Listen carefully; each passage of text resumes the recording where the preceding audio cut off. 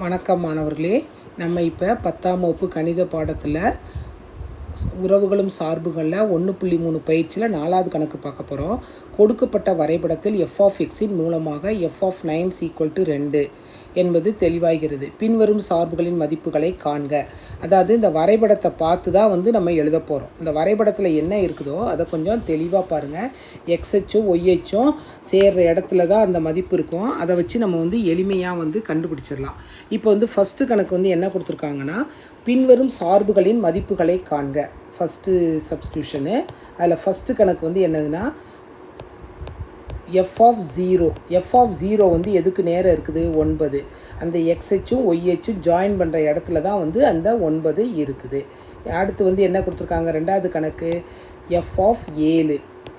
f(7) எங்கே இருக்குது? f(7) 6 கிட்ட இருக்குது. f(7) எங்கே இருக்குது? 6 கிட்ட இந்த இடத்துல இருக்குது. f(7) எங்கே இருக்குது? 7 எங்கே இருக்குது? இந்த பக்கம் பார்க்கும்போது 6 கிட்ட இருக்குது. அப்படின்னா 6. அடுத்து மூணாவது கணக்கு என்ன கொடுத்துருக்காங்க? f(2). f(2)னா எங்கே இருக்குது? அதுவும் f(2) எங்கே இருக்குது? இந்த இடத்துல 6ல் இருக்குது. ஓகேவா? அடுத்து நாலாவது கணக்கு என்ன கொடுத்துருக்காங்க? f(10). f(10) எங்கே இருக்குது? 0ல் இருக்குது. எங்கே இருக்குது? 0ல் இருக்குது. அப்போனா 0. ஓகேவா? ரொம்ப எளிமையாக இருக்குதுல்லம்மா. அடுத்து இந்த எக்ஸின் m மதிப்பிற்கு f(x) 1ஆக இருக்கும்னு கொடுத்துருக்காங்க. ரெண்டாவது சப்ஸ்டியூஷனில் எக்ஸின் m மதிப்பிற்குன்னு கொடுத்துருக்காங்க. அப்போனா f(x) 1. f(x) 1ன்னு கொடுத்துட்டாங்க. அப்போனா எக்ஸின் மதிப்பு எப்படி இருக்கும்?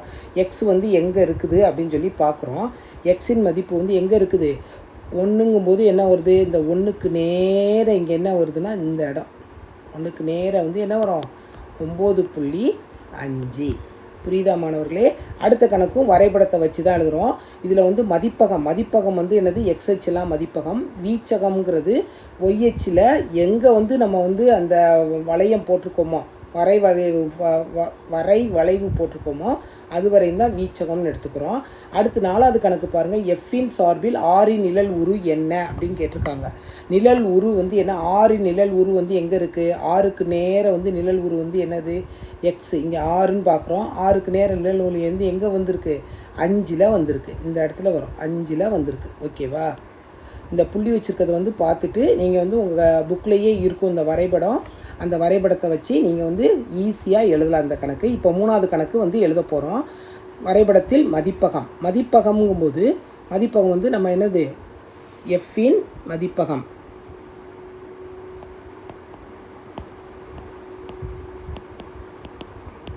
மதிப்பம்னா எக்ஸ்ஹெச்ன்னு சொல்லிவிட்டு 1 0லேருந்து ஸ்டார்ட் பண்ணோம். 0 1 2 3 4 5 6 7 8 9 10 போதும். நீங்கள் அடுத்து எழுதணும் அவசியம் இல்லை.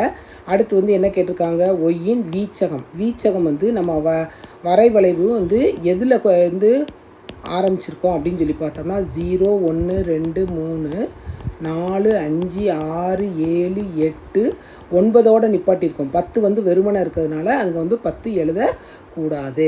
அடுத்து இது மூணாவது கணக்கு. இப்போ நாலாவது சப்ஸ்டியூஷனில் என்ன இருக்குது? நாலாவது சப்ஸ்டியூஷனில் எஃப் என்ற சார்பில் ஆரின் நிழல் உரு என்ன? எஃப் என்ற சார்பில் ஆரின் நிழல் உரு எது? 5. நிழல் உரு என்னது? என்னன்னு தான் கேட்டிருக்காங்க. 5. ஏன்னா நம்ம அந்த வரைபடத்தை பார்த்தே நம்ம எழுதிடலாம். ஈஸியாக இருக்குதா மாணவர்களே? நம்ம மீண்டும் ஒரு கணக்கில் சந்திப்போம்.